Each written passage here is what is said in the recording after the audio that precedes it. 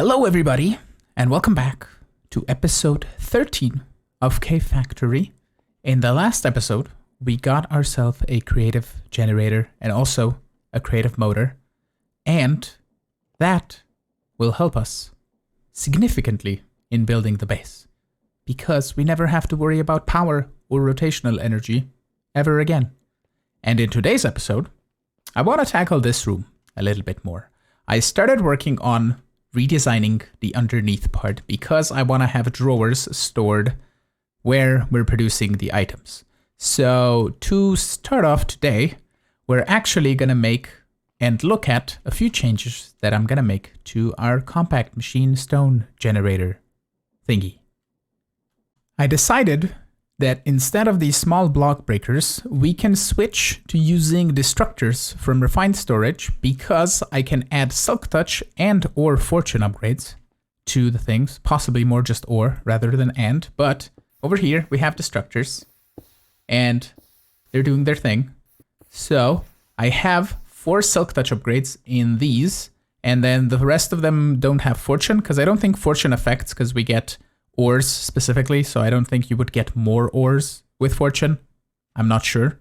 If you know if that's the case, I can add fortune, but I don't think it changes anything. So over here, you can see the bare bones of the system in the next layer. Here, instead of water, we're going to use blue ice, so we're not going to really see the blocks being broken, but we're going to hear them, and hopefully it's going to work the way it should. But I have fortune upgrades in all of these, so we're going to get more quartz and more gold out of the nether gold ore and the quartz ore.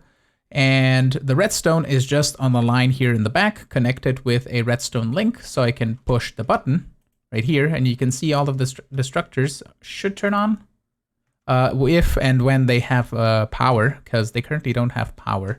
So if we go down here, I don't think I can hook them up to the other one. Yeah, so what we're gonna have to do is we're gonna have to do another controller, which I don't have, and I can now auto craft them super easily.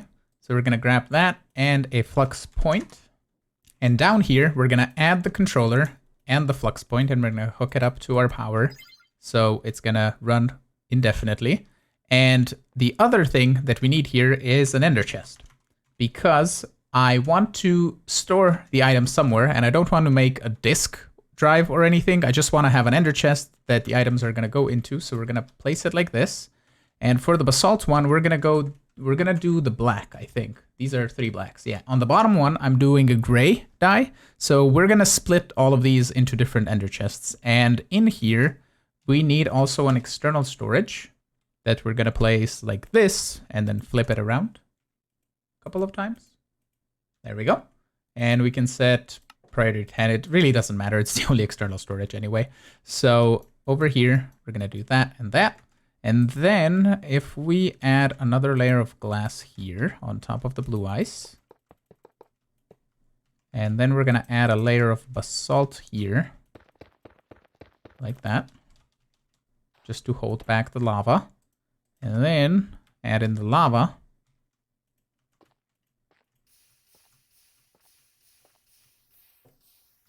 We should have basalt, I think. We can easily see that by putting down this ender chest. Clicking this on, we're getting stuff. It's working. Okay, cool. And if I grab another ender chest, do I have the gray one somewhere? I don't think so. Oh, yeah, I know where it is. I put it down here somewhere, didn't I? Yeah. Hello. It's pooping out all the items. Anyway, this is the gray ender chest. Let's bring it with us in here so we can test. The endstone one here, we're gonna have it on the yellow like this, and we need a couple of eyes of ender to add onto here. I don't have any space in my inventory.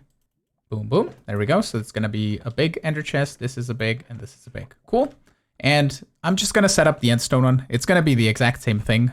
I just wanna show you how you get these covers. You just take an iron nugget and the block that you're building with and craft them together, and you get regular covers, and then you can put them in your crafting window again, and you get covers that have holes, and those you can place, if we go on the other side here, and possibly break this endstone, you can place these directly on the cable on the back, and it's going to cover everything but the destructor.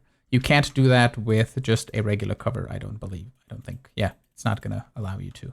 And you can also use these to run cables through, so you can put it in the middle of the cable, and the cable will run through it if you ever need to hide it like that, but that should cover everything. I think it's done. I know what I messed up. I didn't make it a receiver in the back. Hold on. All it needs is that. And now it's gonna work. And water's gonna flow everywhere. Okay, turn it off, turn it off, turn it off. I think I got it. So if we click this, everything should work. Awesome. Cool. Everything ends up in here. Awesome. It ends up in here and ends up in here. Nice. So we can now take these three and actually get this sorted over in the base. And this looks really cool. I really like it. Much better than last time.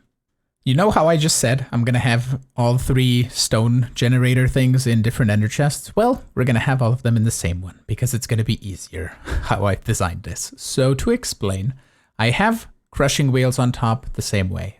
Everything's going to drop down, get filtered the same way it had before. Instead of just going into the ender chest in the middle the way I had it before, it's going to drop through a funnel, through a chute onto this belt, and it's going to get stored. So we're going to have 9 drawers here storing all that we produce from that crushing wheel plus nether quartz, which we're going to extract out of this ender chest, which is going to hold everything pretty much, because it just makes it look nice. And also these are also drawers just to fill in the gaps, and if we ever need more items to store in here, we can.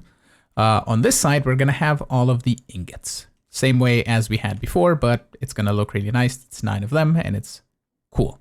And then on this side, we have sand, flint and clay that we're producing from that crushing wheel, and then also all the nethery items that we're going to extract through this brass funnel.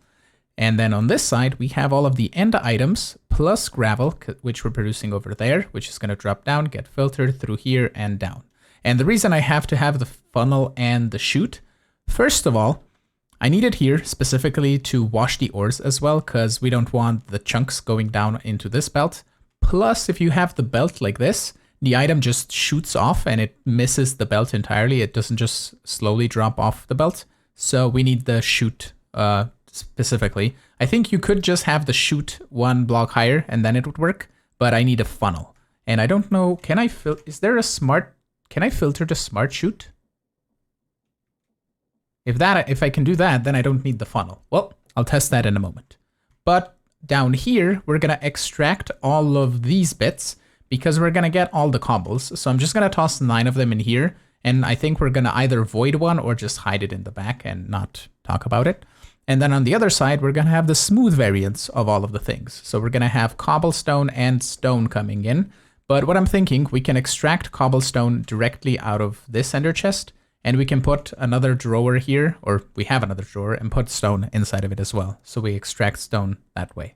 I think that'll work simply enough. As far as belt control goes, we need to control these 2 belts on the same rotation because they both need to push this way and the other ones in the opposite direction. And as far as these are concerned, we need to push on these 2 in that direction, these 2 in that direction. Well, actually those 3 in that direction, and the same thing on this side. And the easiest way to do this without it looking ugly and without having chain drives all over the place, I think it's to just hook into over here. We can hide the belt 1 further in the ground here, and it still works with inserting the item. You can toss in, say, a piece of gravel, and then if I grab my hand crank, toss it in here, it's still gonna go inside of there, like so. The funnel still does its thing, and the gravel doesn't appear on the belt behind it. So that works. And I think on this side, I did it. Yeah, so on this side, we have the shaft coming back here, and we can hook directly into this chain drive that is coming from our furnace engine. I'm still going to use the furnace engines here. I have them set up. I don't need to use the kinetic motor or creative motor thing anywhere. Here we have plenty of stress units to work with, so I think that should be okay. Currently, I have redstone control from the chests that receive items from this ender chest, pretty much. And what I kind of want to set up here is to have redstone control if this chest, the black ender chest, has any items. This turns on this side and also on the other side. because we're controlling all of the belts from the furnace engine. So we need it running even if we don't have anything processing in the crushing wheels, because we're going to get items in the ender chest. So basically, I'm still going to control the crushing wheels with redstone. I'm just not going to have this basically here because it's not necessary. Magnet on. The redstone control is just going to be an ender chest and a comparator and a redstone link, and it's going to be put next to this guy, possibly on the wall or something. And that's just going to trigger the exporter to export tiny coals into here. And we're going to set that up at the end before we start turning things on. But as you can see, I have 6 of the belts working. I need to work on those next. And the cool part is that everything is hidden. So the belt goes down here, goes here, and here. And we can just hide this with some basalt here, like that.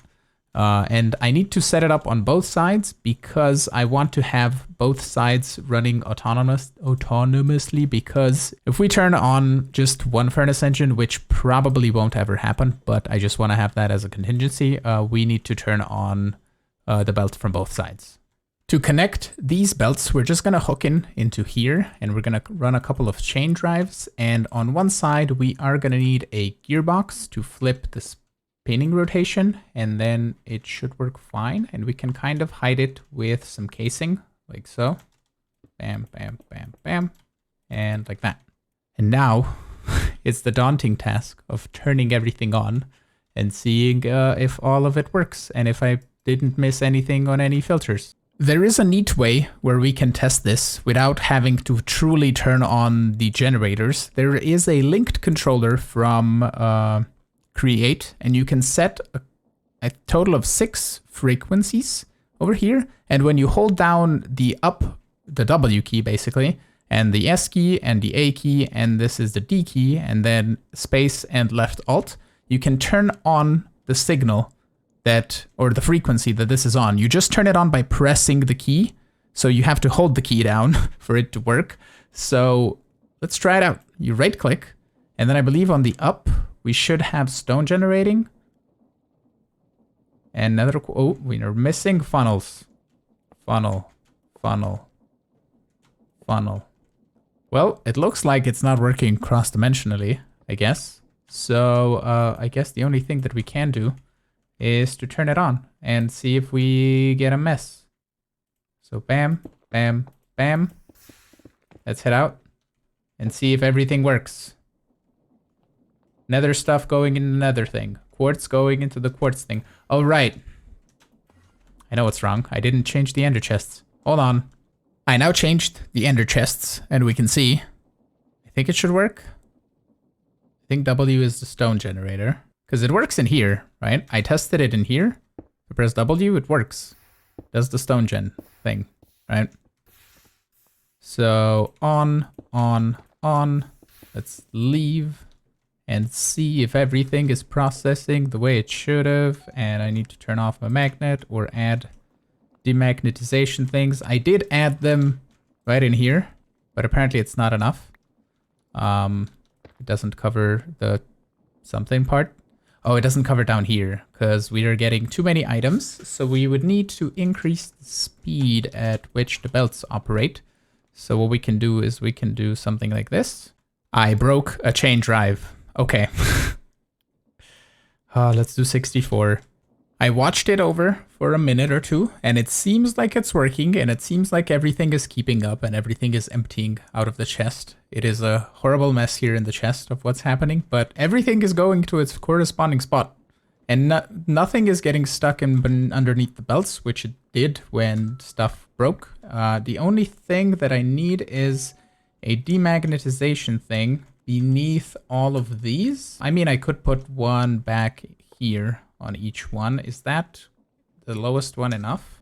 Yeah, we're collecting the nuggets now. Okay, so yeah, the lowest one is enough. So boom, boom, boom, and we can have our magnet on. The other change that I had to make was to this chute up here.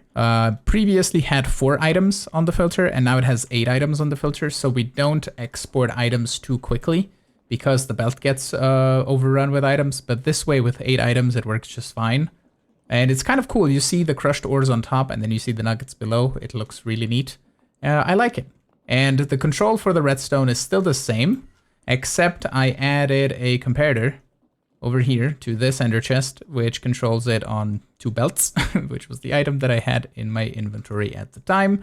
And that just triggers this exporter and the exporter on the other side. And this will keep 2 tiny coal in the system at all times, and it will run properly the way it should and the way it needs to be. And it's good. It's working. And we already have like max amount of stuff. For example, endstone, netherrack, but blackstone, basalt. We don't really need those anymore, but it's going in the drawers and getting voided anyway, and it looks neat. And as far as the smelted items, we are now getting all of these as well. So we are getting stone, which is being stored in here. And I think I'm extracting it. Yeah, I'm extracting stone and cobble over here, which makes this belt kind of stop every so often because the items are dropping from the top as well. I could potentially, I think, put a thing on the filter to extract, let's say, 4 items at a time. I think that's a thing that I can do. And any changes that I want to make here, I have to go inside here and turn off the system. Otherwise, it's just going to start extracting everything everywhere, and it's not going to be fun. Can I? Oh, now it worked. Oh, you have to do it in the corner. Okay. So what we can do is we can do on this side. Yeah. Okay, you just have to aim at the corner.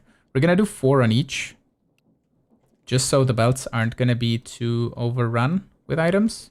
I don't think I mentioned it specifically, but I have a network receiver with an external storage and a drawer controller, and then I have trim on the back connecting this and this to the drawer controller, and we have trim connecting it here, and everything is going to get hidden behind some blocks like this and like that. And I think with that, the room is pretty much done, except for these slots here on the bottom. I kind of need to process glass as well. And I could do it the create way with the whole fan smelting thing, but I think I'll just use a rainbow furnace. It's going to be easier and simpler. And as far as... yeah. I think I removed... No? Oh, this isn't probably... I'll put it on like this much. So we kind of protruded into this room, which means that this kind of doesn't look nice on the edge anymore. But we could just probably fill it with blocks or something and make it look okay.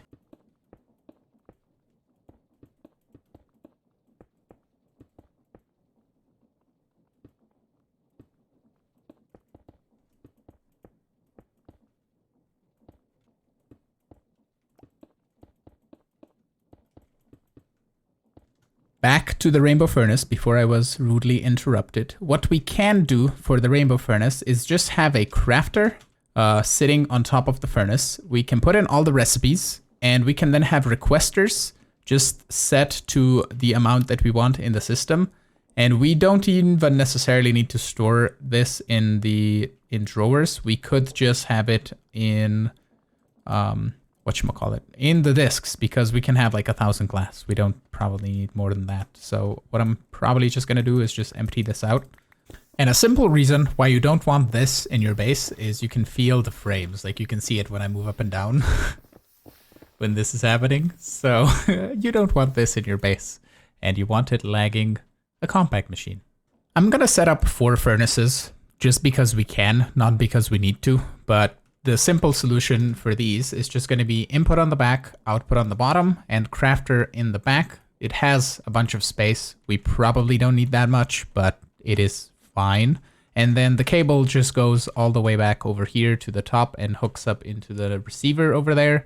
And that should be working properly as soon as we add in recipes. And we possibly need to figure out a spot where we're going to put the requesters, but that can be somewhere up here in the proper base. So if we just add a recipe for sand, for example, glass, we put it on processing, we say a stack of sand makes a stack of glass. That's going to be easier, I think, because crafters are going to process it properly. I think down here we should see a rainbow furnace. Yep, we can toss it in here. And if we do glass, and we request, let's say, 1,000, just because we can, right? We can see probably one of the furnaces getting sand. If we set it up properly on all of the furnaces, which we didn't, input back, output bottom. And I just realized that that is the front and this is the back. So we need to do that. Ah, there we go. This one was the one. Output, input. There we go. We also probably should move the wireless heater down here and just hook it up to a flux point. We don't have to have it directly where our power source is. It just needs power like this. And then we can link all of these again. There we go. 3091.6. All of them are good.